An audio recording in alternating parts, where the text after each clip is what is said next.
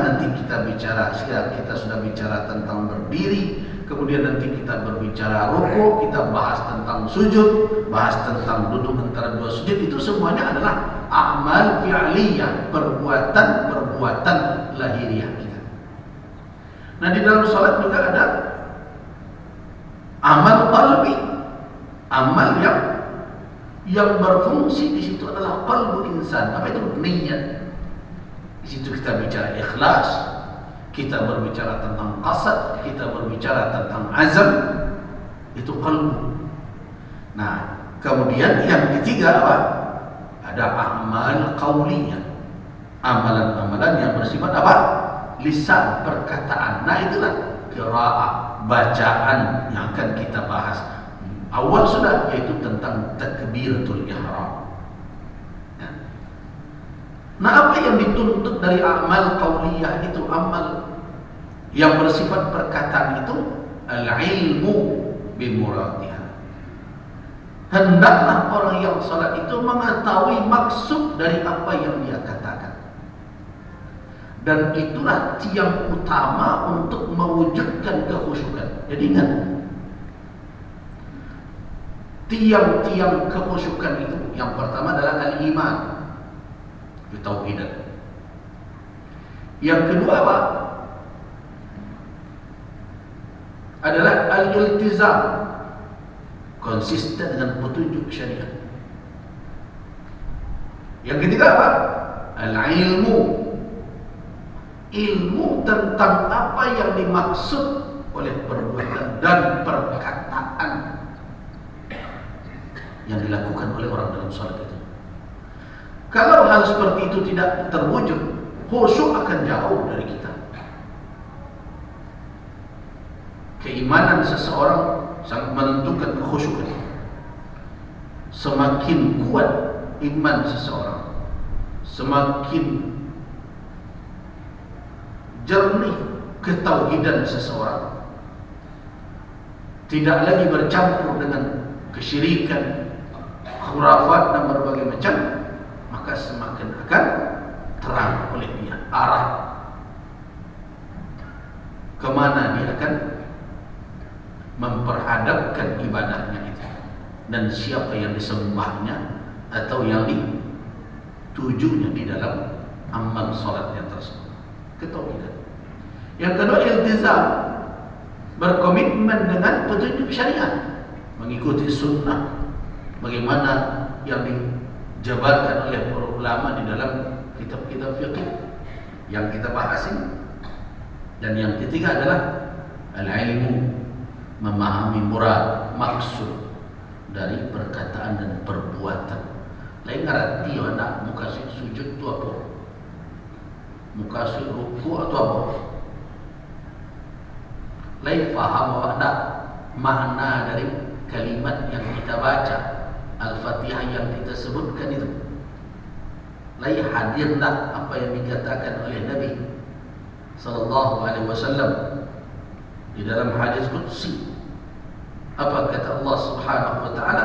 Qassamtu as-salah baini wa baina 'abdi nisfain wa li 'abdi ma sa'al. Aku bagi salat itu antara aku dengan hambaku dua bagian, dan hambaku berhak mendapatkan apa yang dia minta. Bila qala al-'abd, apabila hamba berkata, kata Allah, alhamdulillahi rabbil alamin, dijawab oleh Allah, hamidani abdi, hambaku memujiku. Bila qala al-'abd, apabila hamba berkata ar-rahmanir rahim, apa kata Allah? Majidani abdi, hambaku memuliakanku. Apabila hamba berkata Malik yaumiddin, apa kata Allah? Asna alayya abdi, hambaku menyanjungku. Ketika hamba berkata iyyaka na'budu wa iyyaka nasta'in, apa kata Allah? Hada baini wa baina abdi. Inilah antara aku dan hambaku. Iyyaka na'budu wa iyyaka nasta'in. Iyyaka na'budu lillah, iyyaka nasta'in untuk hamba. Kemudian ihdinas siratal mustaqim siratal ladzina an'amta 'alaihim ghairil maghdubi 'alaihim waladdallin. Diucapkan itu oleh hamba, apa kata Allah? Hada li'abdi. Nah, ini untuk hambaku, wa li'abdi ma sa'al. Hambaku berhak mendapatkan apa yang dia minta. Nah, kira-kira rasa seperti itu hadir tak ketika kita membaca? Nah, persoalannya muka sudah ya lebar hadir. Nah, jadi benar apa yang dikatakan oleh Allah di dalam Al-Quranul Karim, memperingatkan sahabat. Kebetulan waktu itu belum diharamkan khamar, minum-minuman keras belum diharamkan. Dalam proses pengharaman masih ada juga yang minum sehingga mabuk mereka salat. Akhirnya mereka tidak sadar apa yang mereka ucapkan, terbalik-balik ayat. Diingatkan oleh Allah, la taqrabus salat wa antum sukara. Jangan kalian melakukan salat, jangan kalian dekati salat dalam keadaan mabuk. Sampai kapan? Hatta ta'lamu ma taqulun. Sampai kamu tahu apa yang kamu ucapkan. Artinya apa? Berarti mengetahui apa yang kita ucapkan dalam salat itu dituntut di dalam syariat. Nah, itu makanya jangan malih ngaji tafsir. Awak kan begitu ngaji dengan galak-galak begitu. Minimal tafsir ayat-ayat pendek. Ayat-ayat pendek itu bukan qul ahad kalau belum difaham. Ya minimal kalau tidak 30 juz 30. Nah, difahami. Tidak berarti kata per kata tidak, tapi maksud umumnya kita faham apa yang disampaikan oleh Allah Subhanahu wa taala. Nah, bukan saya tidak faham, kita punya keterbatasan. Kalau kami ketahui dia, kami tidak pandai bahasa Arab. Berarti kami menafsirkan. Sedangkan mubtada khabar saya jalih kami baca minimal kalau tidak seperti itu kita faham apa maksud umum dari ayat. Nah, itu membantu kekhusyukan. Itu makanya kalau jadi imam, ini salah seorang kadang imam ni ada dan pikir dirinya saja dan pikir makmum. Sebaiknya imam itu lebih banyak membaca ayat-ayat yang mudah difahami oleh jamaah, sehingga itu membantu kekhusyukan mereka. Kalau jamaahnya hafalannya kur-kur saja, baca sulit, Al-Anfal di tengah-tengah, itu bingung. Dia tak ngerti. Kalau tak ngerti, dan imam badannya imam, dan makmum jadi makmum. Dia tak ngerti, dia baca imam. Padahal dia suruh dengarkan, dia suruh tadabburi. Idza quri'a al-Quran fastami'u lahu wa ansitu. Dia tak ngerti, dia tidak. Akhirnya melalal penganannya ke mana-mana. Jadi kalau ada kita yang hafalan kita agak lebih ya. Kemudian imam sering membaca cuma juz amma karena dia tahu mungkin kapasitas makmumnya sebatas itu. Jangan berang lo ke imam. Malih wak jadi makmum. Nak tambah-tambah ayat itu kayak itu saja. Berjamaah itu salah satu pelajaran berharga bagi kita apa? Berhenti awak memikir sebatas diri awak seorang. Itu salah satu. Makanya nanti kita akan sampai ke sana. Adab berjamaah. Di antara faedah imam itu melihat makmum ke belakang. Tujuannya untuk melihat apa? Ukuran dari makmumnya. Ukurnya dari siapa? Bukan oranan kue. Ukur dari oranan lama. Oh, aduh, dan batu mungkin itu solat. Nah, aduh, imam kan dipikir makmum dan gadang dan tercelik. Kok bisa 20 juz kali tagak sudah hisab. Itu gunanya itu. Nah, nanti kita bicarakan. Sekarang kita lanjutkan. Jadi ketika kita berbicara tentang amal qauli atau amal perkataan di dalam salat, jangan hanya sebatas kita menghafalnya, tetapi dituntut pula untuk apa? Untuk mengetahui maksud dari kalimat-kalimat yang dibaca tersebut. Nah, mari kita bicara setelah takbir. Apalagi amalan yang disyariatkan untuk dibaca oleh orang salat setelah Allahu Akbar, sebagaimana kita jelaskan pada pertemuan yang lalu. Tentu adalah kita akan berbicara tentang doa al-istiftah. Doa al-istiftah. Jadi kata al-istiftah itu banyak muncul. Kalau malam hari ada pula salat al-istiftah. Ketika tahajud.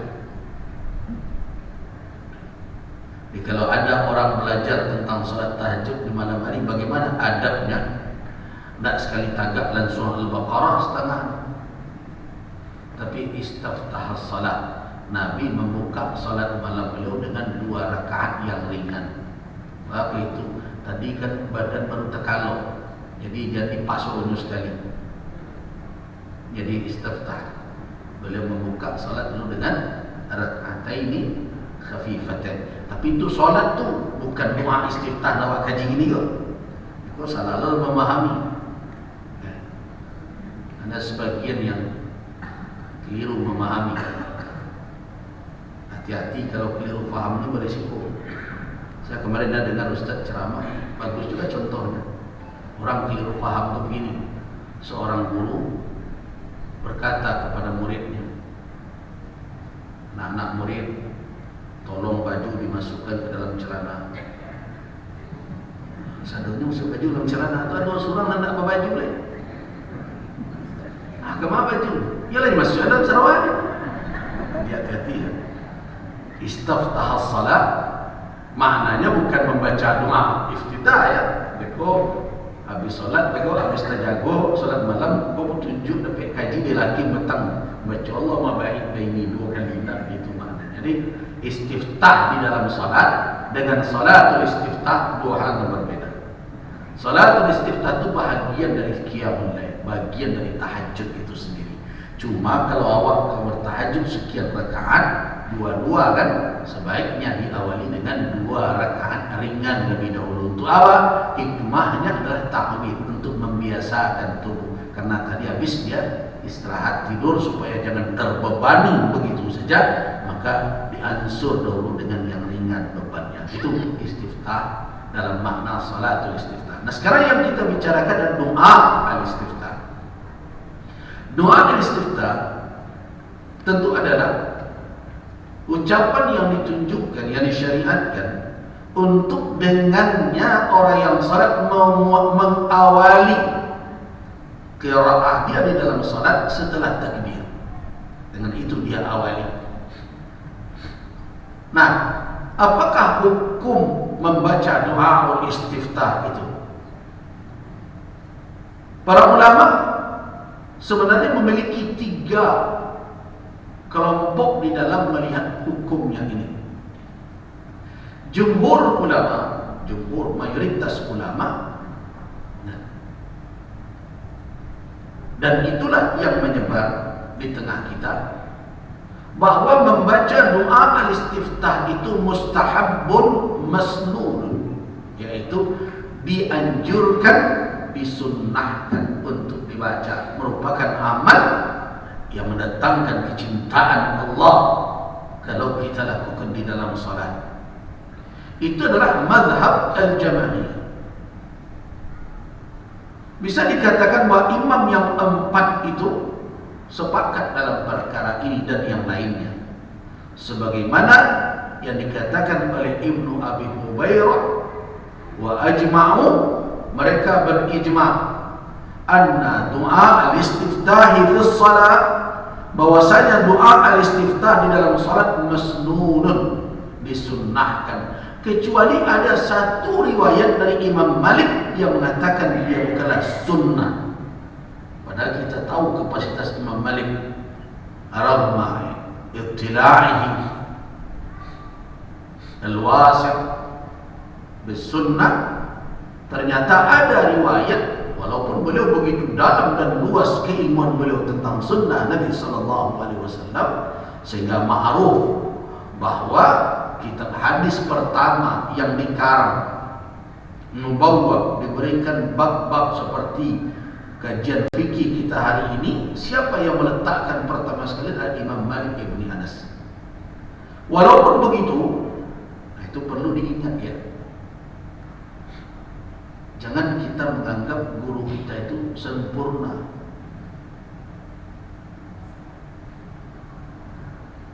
Bisa saja dalam satu pandangan seseorang ulama berbeda dengan yang lain, dan di dalam kajian berikutnya dianggap ini pendapat yang lemah. Tetapi itu tidak berarti mengurangi kedudukan beliau sebagai seorang imam mujtahid. Nah, kalau Manawaki ini kan tidak. Terhilang selama mencit-cit jatuh tu pada mobil di patumbiannya netizen.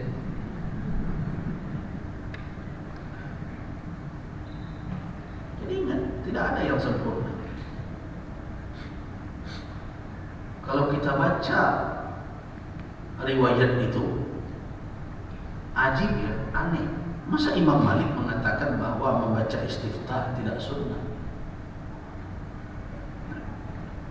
Walaupun tentu kita kalau mau telusuri apa betul Imam Malik berkitab itu, tapi ada beberapa nukilan dari beliau yang mengatakan iya. Kalau kita baca misalnya kitab Al-Ma'unah ala Madhab Alim al-Madinah misalnya, itu dikatakan bahwa Imam Malik berpendapat bahwa membaca doa istiftah tidak disyariatkan. Padahal itu beliau begitu luas ilmu beliau tentang sunnah Nabi. Kita tidak sependapat atau tidak mengambil pandangan Imam Malik tersebut. Tapi walau bagaimanapun, di dalam senarai atau di dalam kumpulan pendapat ulama, ada pendapat yang mengatakan bahwa doa al-istiftah itu tidak disyariatkan. Siapa beliau? Al-Imam Malik ibn Anas. Tapi itu tidak menjatuhkan. Jadi ingat sekali-kali ada zallah, ketergelinciran atau ada pendapat ulama yang tidak kita ambil, bukan berarti kita merendahkan derajat ulama tersebut. Perlu diingat itu. Hari ini pelajaran itu yang hilang dari tengah umat. Apa yang ada di tengah umat kalau dia mengaji dengan seorang ustaz selain ustaz ini itu tidak dapat sejarah. Rendah senilai satu, bahkan tidak ulama.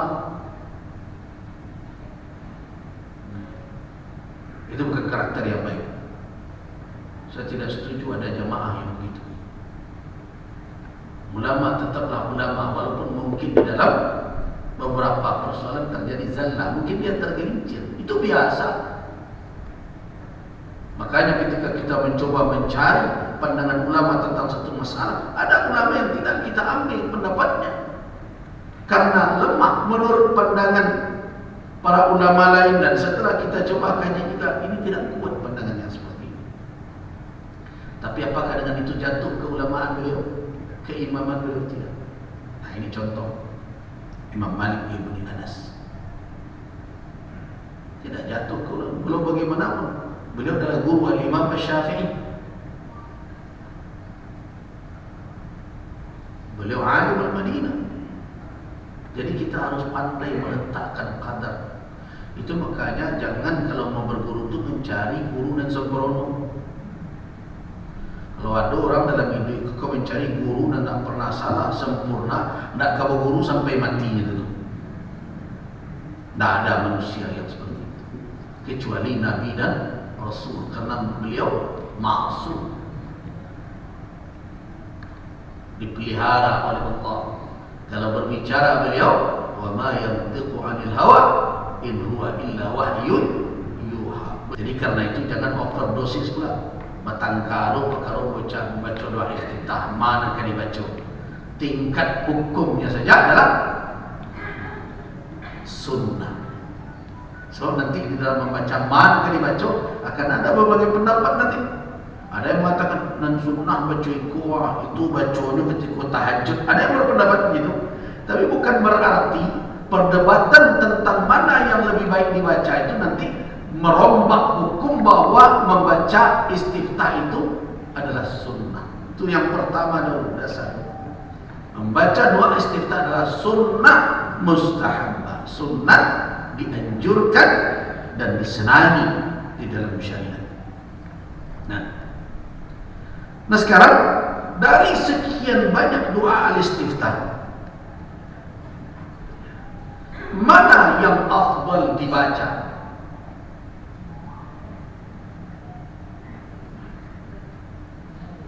Menurut mazhab Syafi'i, yang afdal dibaca itu adalah doa istiftah yang ada di dalam kitab Sahih Imam Muslim. Ini dari Ali bin Abi Thalib radhiyallahu anhu. Bunyinya adalah wajjahtu wajhiya, wajjahtu wajhiya.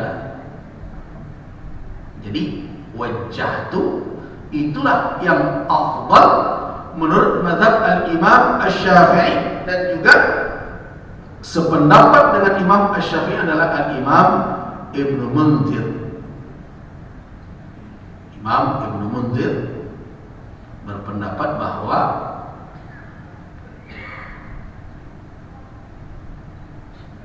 wajjahtu itu adalah yang afdal untuk dibaca oleh orang yang salat. Cuma ada catatan penting. Catatannya apa? Yang diriwayatkan oleh al-Imam Muslim dari Ali bin Abi Thalib tersebut ternyata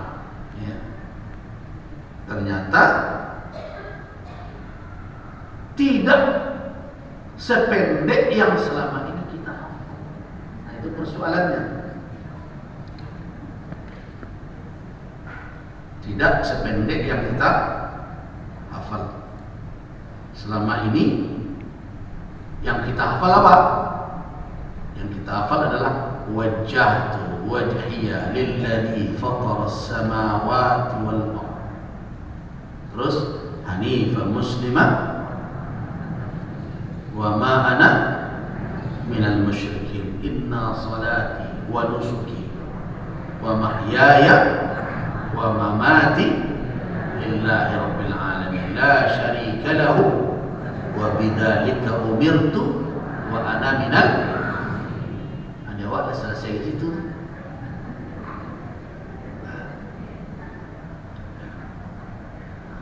Apa dalil bagi orang kalau kita cari tahu? Apa dalil yang selama ini jadi rujukan sehingga doa istiftah berhenti sampai batas itu saja? Kita sering merujuk kepada firman Allah dalam surat Al-An'am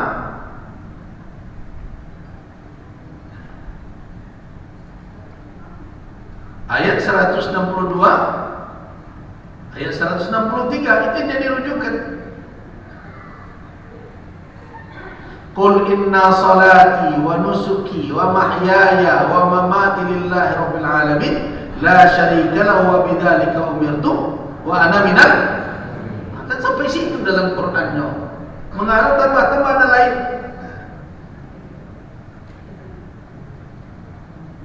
Surah Al-An'am. Saya katakan berhujjah seperti itu tidaklah kuat. Kenapa? Karena itu adalah ayat yang menunjukkan secara umum tidak terkhusus untuk istiftahus shalah. Itu perlu diingat itu. Tidak terkhusus untuk istiftah as-salat. Sedangkan untuk istiftah atau kita iftitah tersebut dalam salat telah ada petunjuk langsung dari Nabi sallallahu alaihi wasallam tentang apa saja yang dibaca dengan kita memulai bacaan kita, istiftahnya wajjahtu tersebut. Nah, kalau kita merujuk kepada hadis, ternyata yang tinggal sama panjangnya dengan yang terbaca tadi.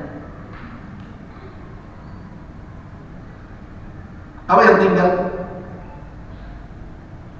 Allahumma antal malik, la ilaha illa anta, anta rabbi wa ana abduka, zalamtu nafsi fa'taraftu bidhanbi faghfir li dhunubi jami'a innahu la yaghfiru dhunuba illa anta wahdini li ahsanil akhlaq la yahdi li ahsaniha illa anta wasrif anni sayyi'aha la yasrifu anni sayyi'aha illa anta labbaika wa sa'adai wal khairu kulluhu fi yadai wasyarru laysa ilaik ana bika wa ilaik tabarakta wa ta'alai astaghfiruka wa atubu ilaik. Masa panjang itu tinggal.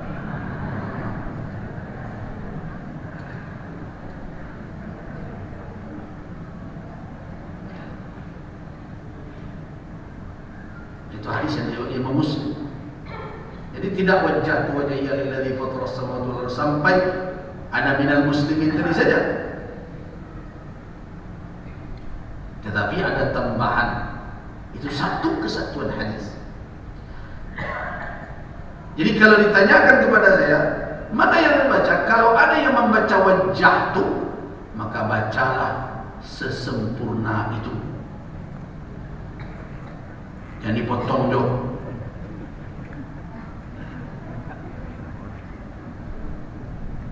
Jadi kalau kita membaca wajjahtu, bacalah sempurna. Nah, kecenderungan awak kan tidak membaca itu tapi berkarya.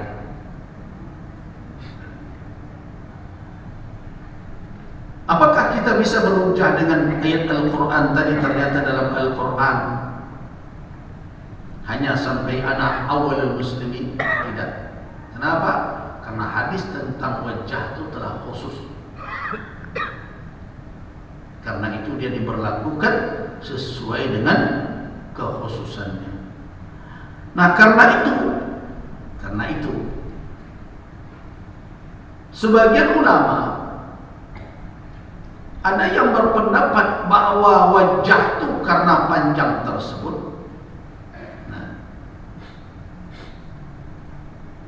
itu cenderung dibaca adalah untuk salat tatawwu, bukan salat fardu. Nah, ada ulama berpendapat panjang, sedangkan salat fardu itu maqamnya iqtisad, maqamnya adalah salat yang sederhana.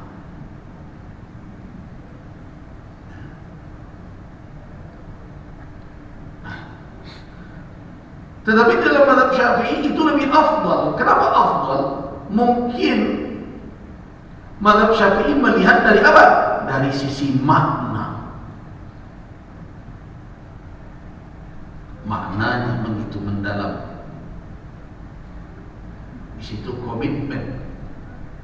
Coba bayangkan, inna salati wa nusuki wa mahyaya wa mamati lillahi rabbil alamin. Bayangkan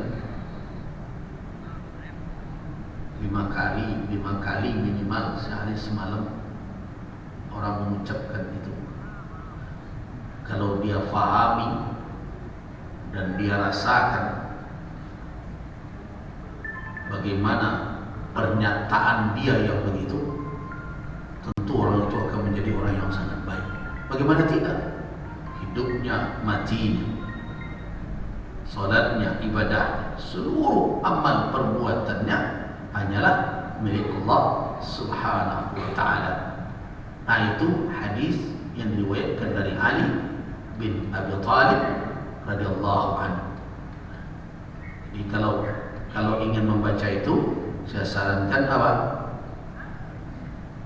Sempurnakan banalalai, jangan dikarik-karik dulu.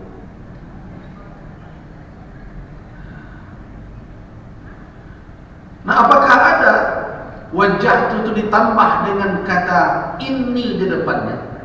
Nah, ini sering pertanyaan muncul. Ada lo kadang nanti sebentar lapis, dah do tu bid'ah dan bid'ah do. Wajah itu datang dalam berbagai lafaz. Adakah yang pakai ini? Ada.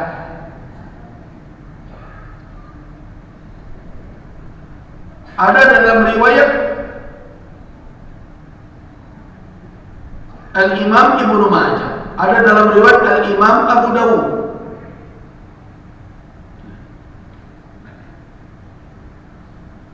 Ada di dalam riwayat Al-Imam Ibnu Khuzaimah yang bunyi lafaznya inni wajjahtu wajhiya.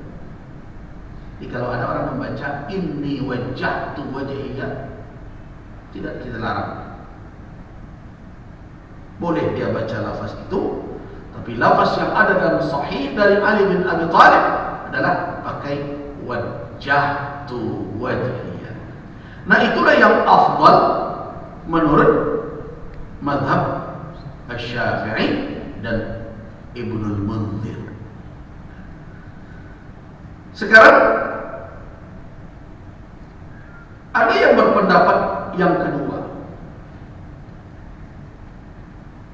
yang afdal itu bukan wajjahtu, tetapi Allahumma ba'id baini wa baina khataayaya. Pendapat kedua ini, apa alasannya? Karena dari doa istiftah yang diriwayatkan oleh Asy-Syaikhain, oleh Bukhari, Muslim, adalah Allahumma ba'id baini wa baina khataayaya kama ba'adta bainal masyriq wal maghrib. Itu diriwayatkan oleh dua imam hadis, yaitu Bukhari dan Muslim. Sedangkan wajjahtu tidak dikeluarkan oleh Al-Imam Al-Bukhari di dalam kitab sahih beliau.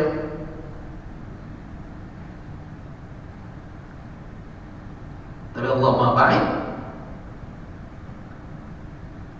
baini wa baina khataayaya ada di dalam riwayat Imam Al-Bukhari dan ada pula di dalam riwayat Al-Imam Muslim dari Abu Hurairah.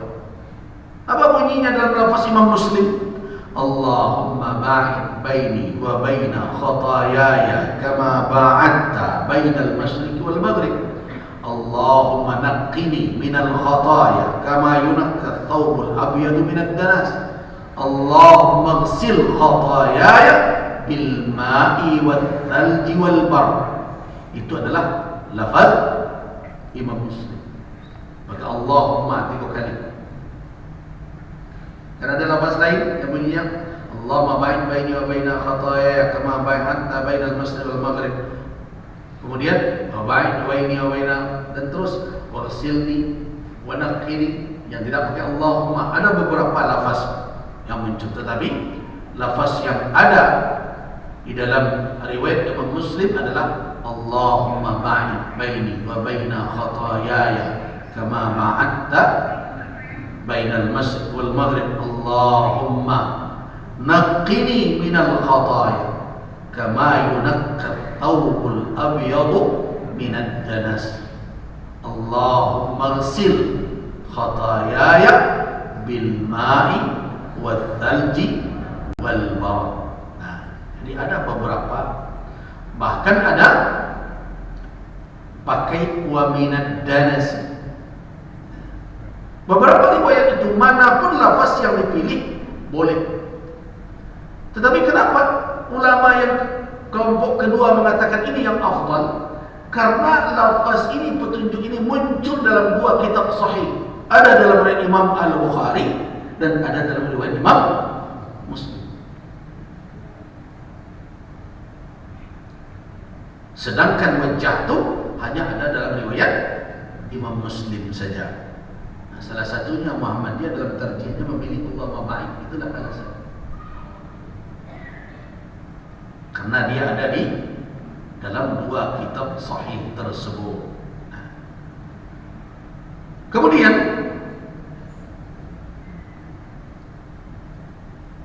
pendapat yang ketiga,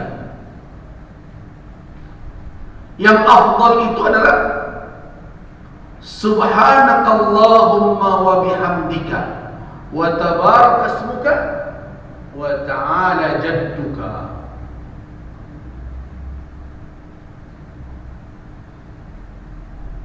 Yang ketiga apa? Yang afdal subhanakallahumma wa bihamdika wa tabarakasmuka wa ta'ala jadduka. Bama ko ikon ang afdal. Itanyo ka ba jawabannya sikit. Biasanya kalau ditanya apa kepada afdal, ayo rencana tu ya tu pendek. Dan tadi panjang benar. Nah,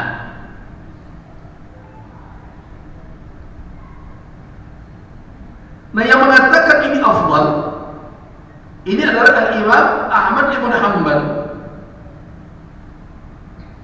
Apa alasan? Yang pertama adalah lafaz subhanakallahumma wa bihamdika wa tabarakasmuka wa ta'ala jadduka wa la ilaha ghairuka. Itu diriwayatkan dari 3 al-khulafa ar-rasyidin. Itu alasan pertama yang afdal. Diriwayatkan dari Abu Bakar, diriwayatkan dari Umar bin Khattab, diriwayatkan dari Utsman bin Affan, dari Ali bin Abi Thalib wajjahtu ridwanullah alaihi.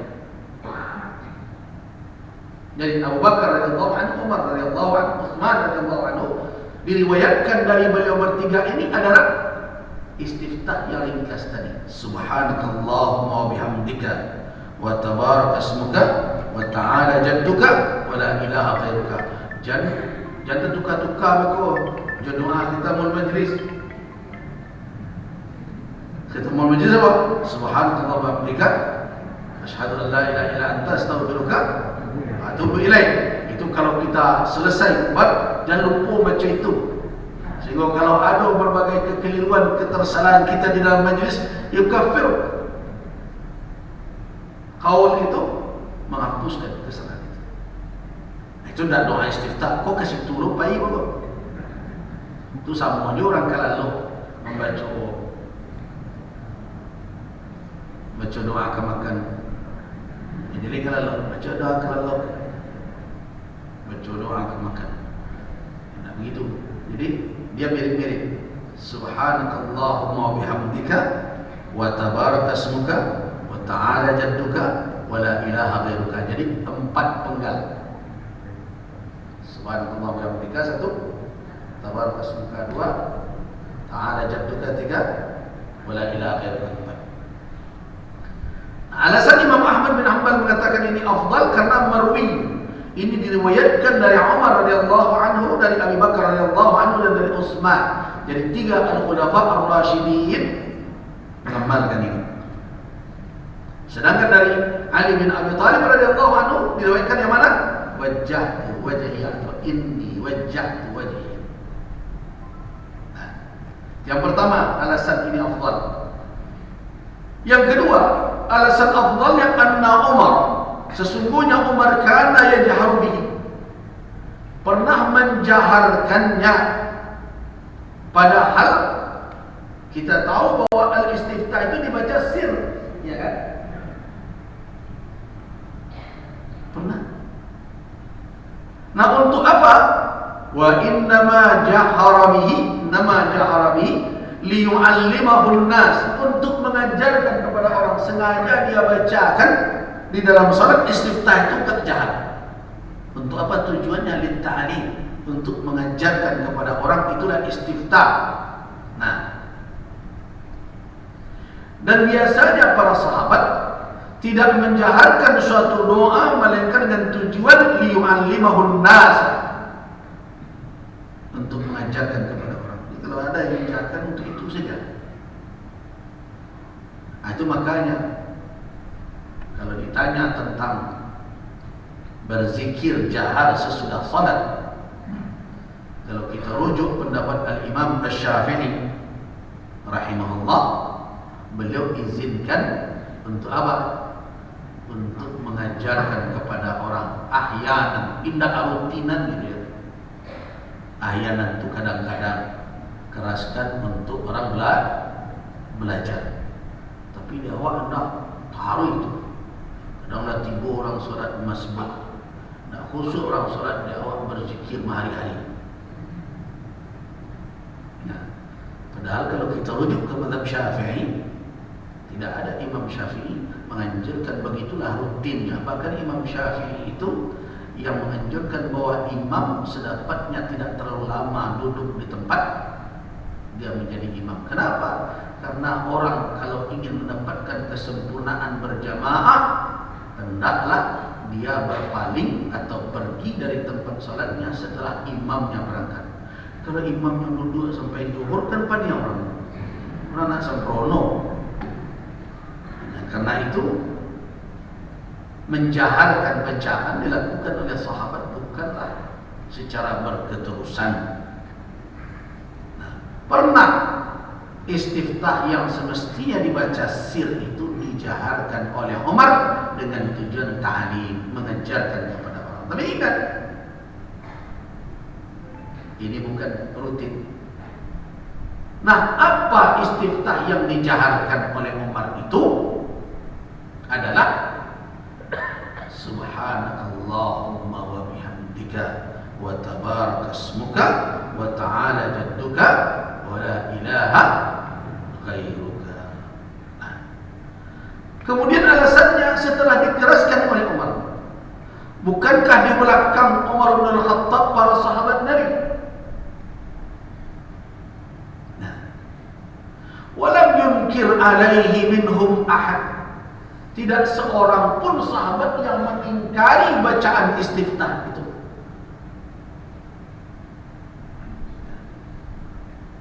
Nah, yang berarti apa? Berarti bacaan itu masyhur di kalangan mereka. Kalau tak masyhur, tentu bertanya sahabat, Tuhan apa baca tadi itu mana? Itu pertanda ishtahar, masyhur.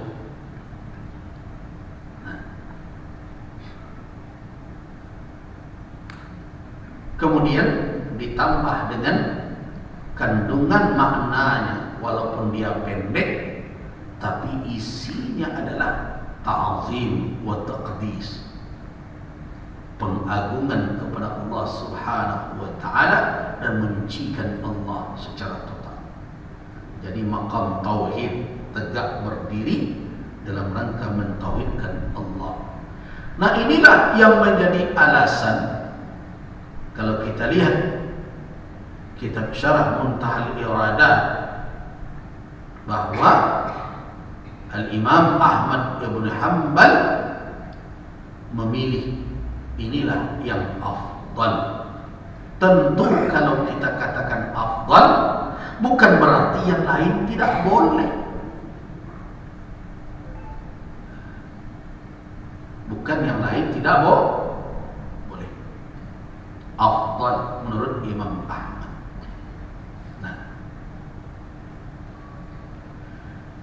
Nah, sedangkan pendapat yang keempat, annal musalliya mukhayyar baina hadhihi al-adhkar. Sesungguhnya orang yang salat itu diberi pilihan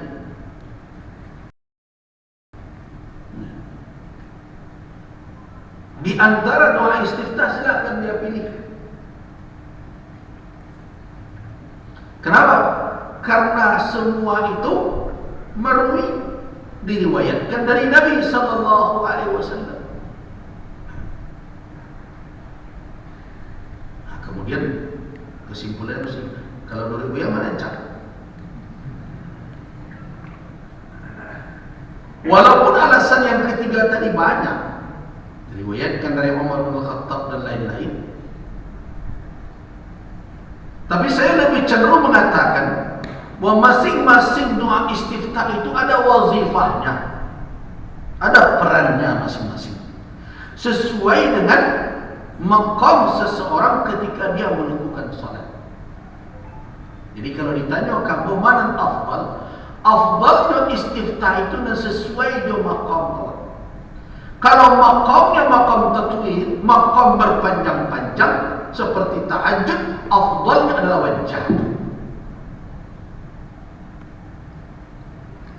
Kalau maqamnya adalah sederhana, maka afdalnya adalah Allahumma ba'id bain.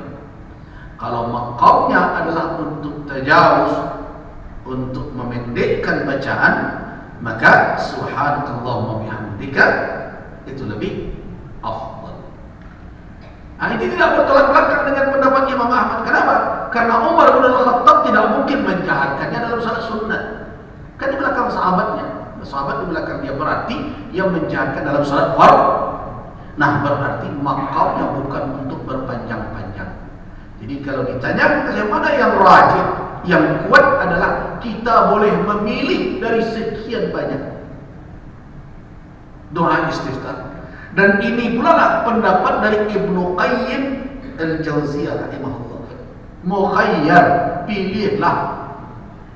Nah, tetapi cara memilihnya, pilihlah sesuai dengan situasi, kondisi solat kita. Kalau solat kita itu panjang, maka wajah itu. Kalau solat kita itu kurang sedikit dari itu, tapi tidak solat fardu, agak lama, baca Allahumma ba'id bain. Tapi ketika ada tajwiz, kan ada solat yang dianjurkan untuk diringkaskan atau tidak terlalu panjang, maka disitulah tempatnya subhanakallahumma wa bihamdika, atau setidaknya pada salat fardu. Nah, jadi dari 4 pendapat tadi, yang kuat untuk kita pakai adalah al-insan mukhayyarun, orang boleh memilih. Kenapa? Seluruh riwayat tadi marfu' dirafa'kan kepada Nabi. Berarti Nabi mengajarkan beragam doa istiftah. Nah, untuk apa diajarkan oleh Nabi beragam itu? Tentu disesuaikan dengan kondisi dan keadaan, baik orang yang salat maupun pelaksanaan salatnya dari sisi panjang dan pendeknya.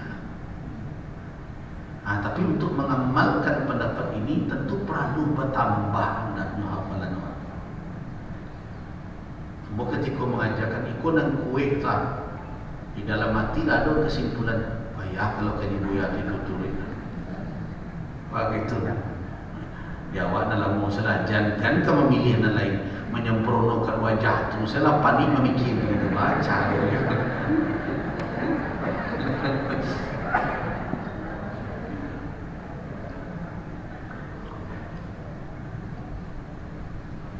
Menyempurnakan mula seiko. Ambil dia apa limon lupa. Dia nak dapat ini lah nampak ke batang lah hilang dia tu. Ambil dia apa limon lupa. Nah, tetapi ingat ya, saya ingin mengajak kita untuk merenung, mudah-mudahan termotivasi. Apakah untuk menghafal ayat Al-Quran itu bergantung betul dengan usia?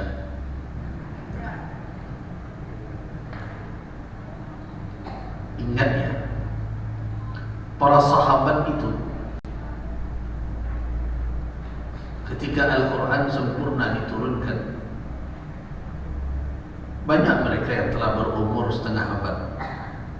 Ingat Rasulullah SAW menerima wahyu pertama, memikul beban risalah sebagai Rasul setelah berumur berapa? 40 tahun. Itu sahabat-sahabat beliau berkisaran tidak terlalu jauh. Abu Bakar, Utsman. Tapi mereka semua para hufadzul Quran Al-Karim.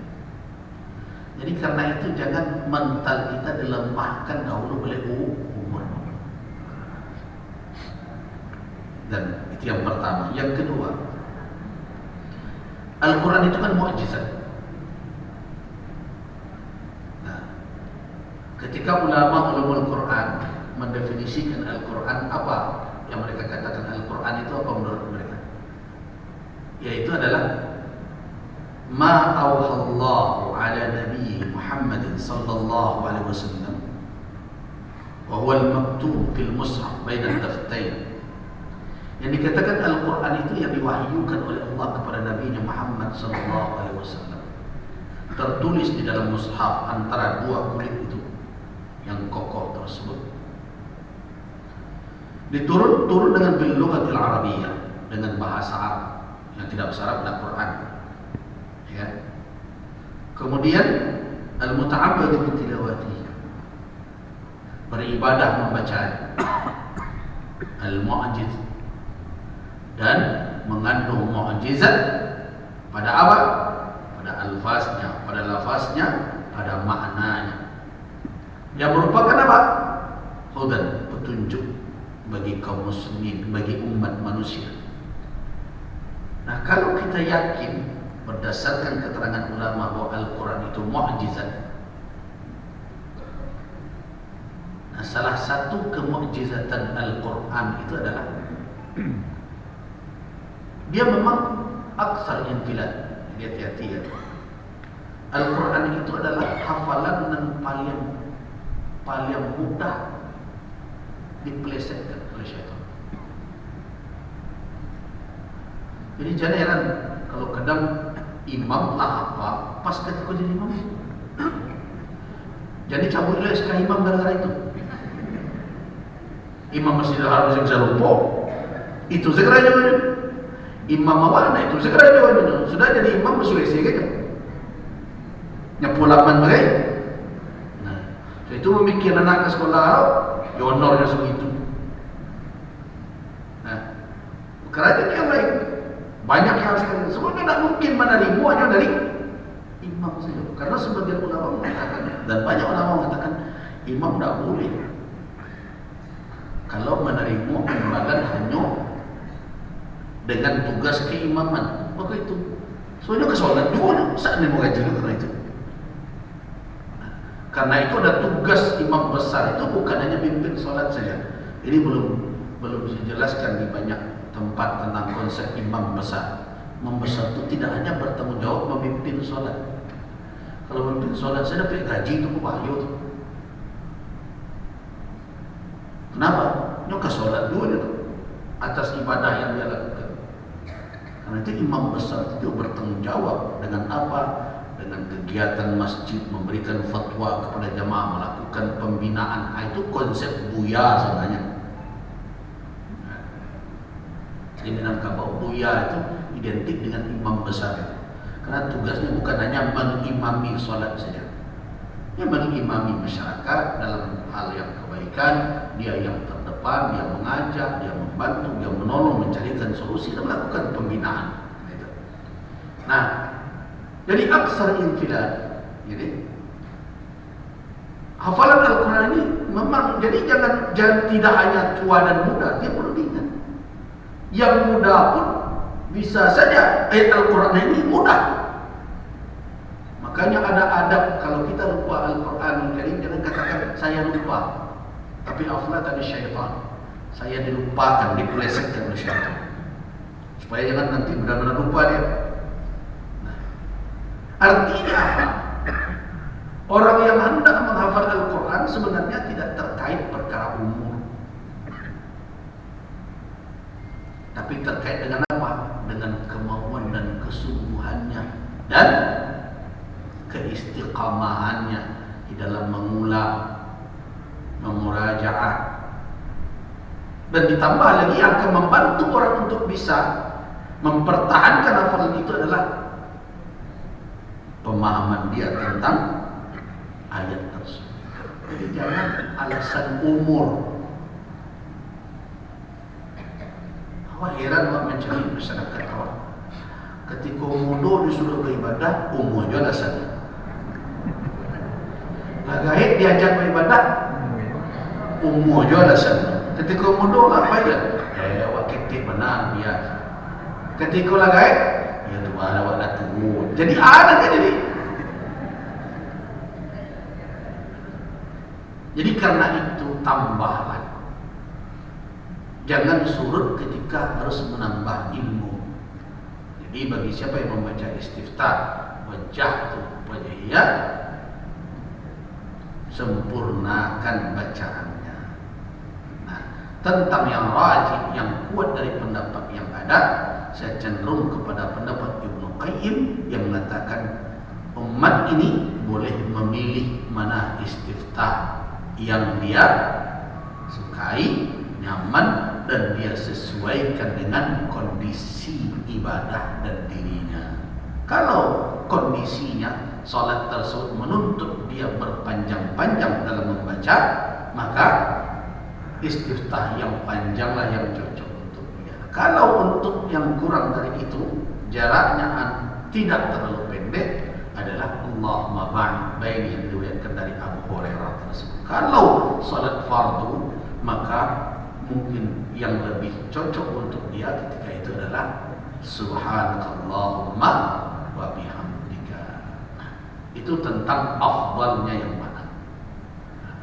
Kemudian berikutnya, apakah doa al-istiftah itu dijaharkan atau disirkan? Al-masyru' yang disyariatkan adalah disirkan. Itu ijma' ulama. Nah, karena itulah makanya ketika Umar bin Al-Khattab pernah menjaharkan dalam suatu riwayat, tidak difahami bahwa masyru'iyah disyariatkan untuk dijaharkan. Terus kenapa Umar lakukan? Umar melakukan liyu'allimahan nas, untuk mengajarkan kepada makmum yang ada di belakangnya, mengingatkan. Karena Umar tidak membiasakan menjaharkannya. Jadi secara ketentuan hukum bahwa al-masyru' fil istiftah ijma'an wal israr. Jadi yang disyariatkan mensirkan. Ane tahu ada sir. Kado dan sir belasi-lasi. Itu ngadu sir. Maka itu sir kan pakai sin ya. Nah, perlu ingat, sir itu bukan berarti tidak membaca. Jadi ingat ya. Kamu perhatikan banyak orang sholat aniang saja. Dah ada cialah jadi megai. Ingat, rukun dari setiap yang dibaca, yang disuruh baca itu adalah dibaca. Bacaannya antara sir dan jahar, bacaannya. Jadi kalau ada orang yang tidak membaca, tapi nyobayang tulisannya, itu tidak memenuhi rukun bacaan. Ingat itu. Kalau Al-Fatihah model tuan, berarti dia tidak mendatangkan rukun salat dan batal salat. Dan Allahu Akbar. Ingat, yang membaca itu apa? Dia tetap mempergunakan alat bacaan. Tapi tak lo malas-lasu itu loh.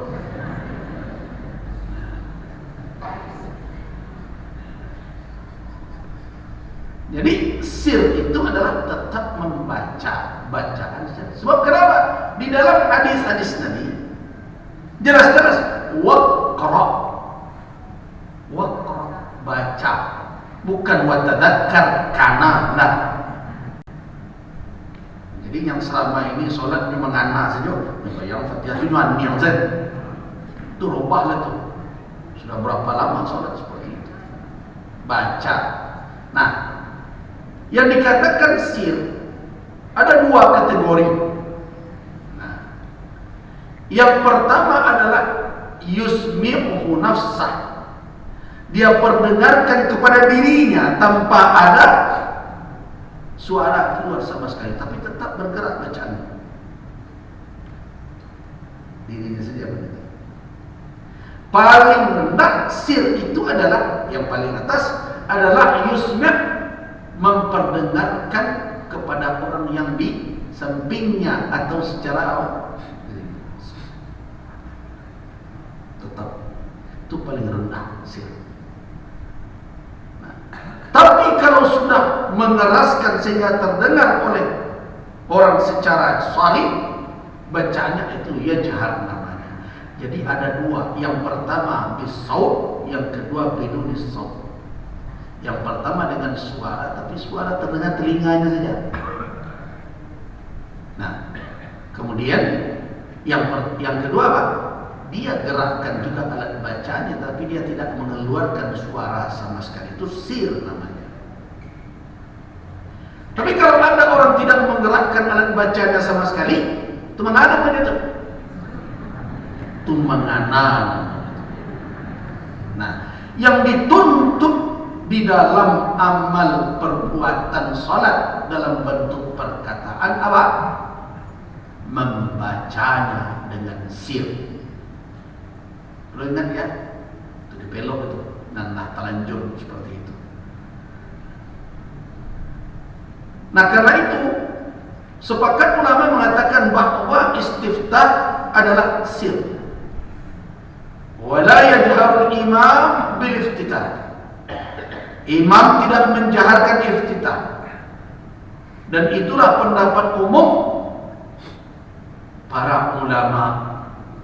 Karena Nabi SAW lam yajhar, tidak pernah menjaharkannya. Wa innama jahara bihi Umar. Bagaimana dengan kasus Umar bin Al-Khattab? Sebagaimana diriwayatkan oleh Al-Imam Ibn Qudamah Al-Maqdisi dalam kitab Al-Mughni, Umar bin Al-Khattab innama jahara bihi Umar liyu'alliman nas, untuk mengajarkan kepada orang saja. Jadi bukan untuk menunjukkan begitulah bacaan iftitah dikeraskan. Nah, dengan demikian berarti doa iftitah dibaca sir, ijma'. Nah, apakah makmum juga membaca? Imam juga membaca? Bagaimana kalau imam sudah masuk tilawah? Apakah makmum mesti membaca juga? Asyhadu an la ilaha habis. Saya ada janji lagi. Ada janji. Baik, kita cukupkan dulu sampai di sini. Wafaqanallahu wa iyyakum bima yuhibbu wa yarda. Billahi taufiq wal hidayah. Assalamualaikum warahmatullahi wabarakatuh.